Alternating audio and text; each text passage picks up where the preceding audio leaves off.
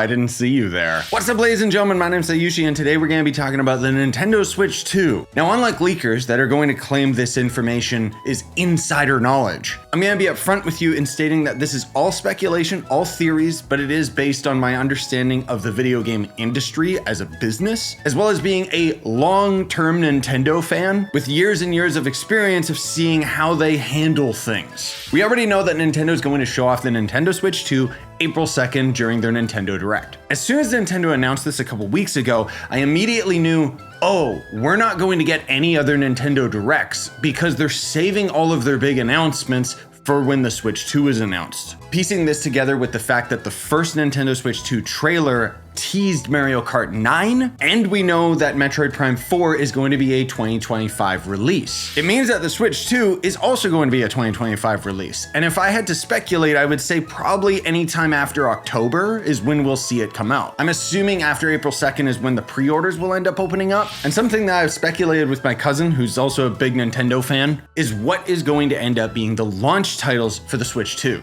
So first, let's talk about Metroid Prime 4.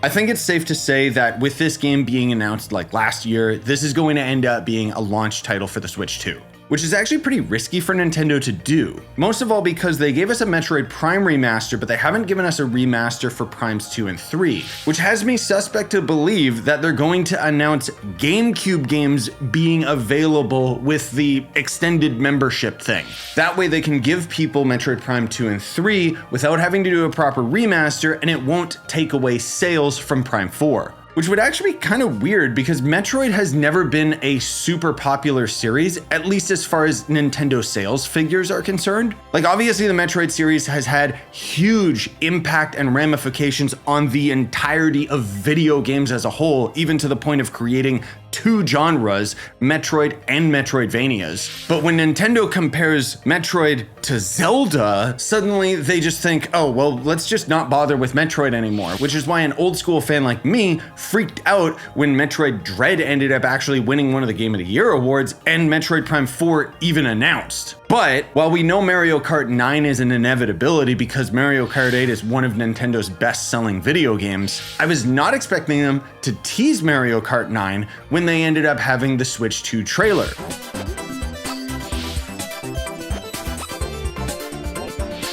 This has me really wondering whether or not Mario Kart 9 is going to end up being a launch title, which would 100% solidify the sales of the Switch 2. I think that you guys and gals watching can appreciate the level of excitement in my voice when I start talking about Mario Kart 9. But it does come with a risk because it means that it would inevitably dip into Metroid sales. Granted, they're both two different genres and some people are going to be fans of one and not the other. I think it would be a fantastic launch lineup and I personally would buy both games in a heartbeat. But the average consumer might only end up picking up one game, and Mario Kart 9 is something that the whole family can enjoy. That's why it runs a risk of taking away sales from Prime 4 and makes me a Metroid fan concerned for Metroid's future. But let's be real, I'm perfectly fine if Metroid Prime 4 is the last Metroid game we ever see, because I've been eating good. But that's not all. There's one last game I wanted to talk about. The new Pokemon game.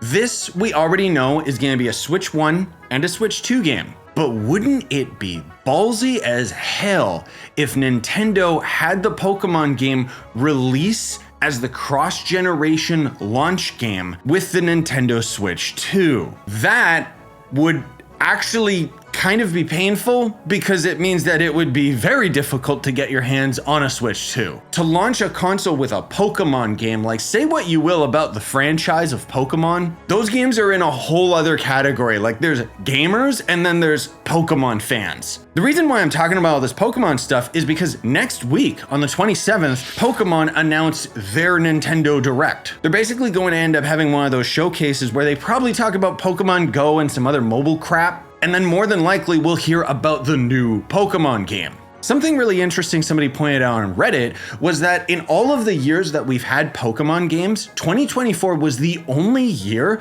a Pokemon game didn't release. I think that this is because of the backlash from Scarlet and Violet being undercooked when it was released. The Pokemon Company has taken an extra year to refine this game and make it a lot better, and they also want to maximize their sales and profit margins by launching it with the new shiny console. Are we going to see the Nintendo Switch 2 launch lineup when they announce the Switch 2 in April? I don't know. That'll probably be a showcase more so dedicated on the console itself, showcasing its power.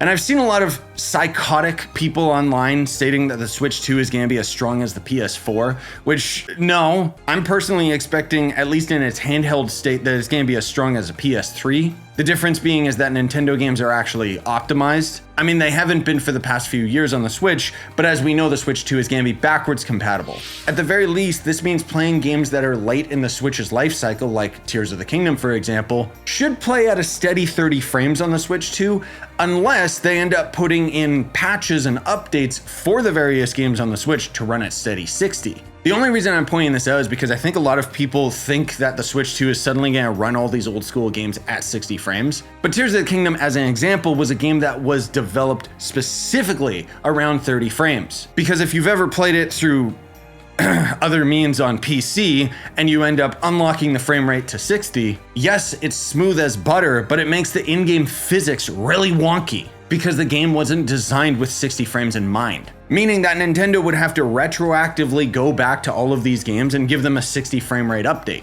which would be really cool. I'm just not expecting it. As for the Switch being as strong as PS4, that would be like the last generation of consoles already. I think that Nintendo could do it, but it would have to use some serious DLSS upscaling. I don't know why they didn't do that with the Switch 1, considering Nintendo's deal with Nvidia. But as far as the hardware is concerned, handheld, I don't think the game system needs to be that powerful. I more so think that when you plug it into the dock should do some of the heavy lifting to upscale it to a TV. And as much as everyone's all about like 4K and all of this crap, you console plebs don't even have native 4K on any system currently in the market. Like even the PS5 Pro is upscaled 4K. Because running games in 4K at stable frame rate is almost impossible on the most powerful PCs. But the consumer market has an obsession with higher numbers. Personally, I will always sacrifice graphical fidelity if it means I can run the damn game at 60 frames. Now, there's obviously going to be a whole bunch more announcements for the Switch 2, and I also think there's going to be a lot more ports of the more recent games to the Switch 2.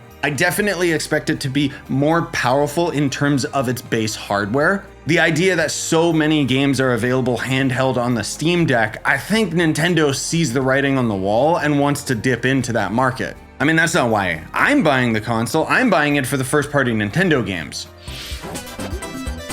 So with that said, folks, you heard it here first. I am predicting Mario Kart 9, Metroid 4, and the new Pokemon game to be the 3 launch titles for the Switch 2. So if you see any trusted leakers spreading this information, just remember one thing. The leakers are making money off of their leaks, either by luring you into their videos, having some sort of weird Patreon, or just generally speaking, getting clicks. A friend of mine coined it perfectly, stating that Nintendo leakers just throw crap at the wall until something sticks. But something a lot of people seem to overlook with the reputable leakers is that as they throw crap at the wall, they're wrong like 90% of the time about everything they talk about, but they'll actually go back to anything that they were incorrect about and remove it from the public eye, thus guaranteeing themselves a 100% hit rate. And nobody on the internet does research these days. I mean, look at game journalism, it's a joke. Not to mention everyone's just excited about the fancy new shiny thing. Look over here, look over here. Oh, they were right. They were right with their leaks.